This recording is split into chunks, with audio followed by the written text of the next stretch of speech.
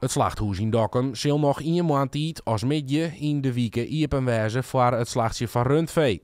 Eerder wie dat meerdere dagen in de weken en de ambitie die wie nog groter. Nou bloot er heel beperkt ruimte en dat is een zorgelijke ontwikkeling, zegt ook veemerkman Andries Kingma. Nou, dat zit er aan de tijd om te komen. En dit proces, in het noorden speelt toch volle langer. Dat er een heleboel bedrijven een stapje. En nu is dit bij de zoveelste in het noorden die ook weer stoppen. Dus het wie net helemaal onverwachts, maar het is toch wel weer een hele aderlating voor de hele sector. Niet alleen voor de veehandel, maar zeker voor de boeren. Dat het vee nog volle langer op transport maakt om bij de bestemming te komen. En voor de vee is daar ook geschikt voor, maar er is ook een deel vee dat eigenlijk voor de kwarte ritten bestemd is.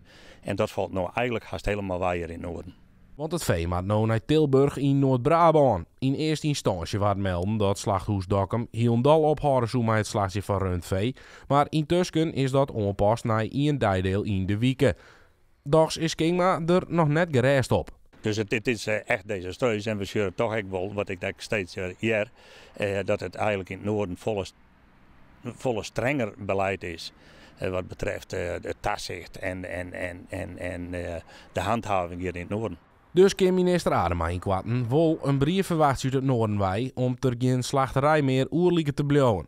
Die brief werd meer als een e-lien gestuurd aan minister Staghouwer, maar daar is niet een reactie op kwam. En we hadden daarin gesteld van, nou minister, zullen eens even naar de situatie. We hier in het noorden, met name in het noorden, confronteerd met een probleem.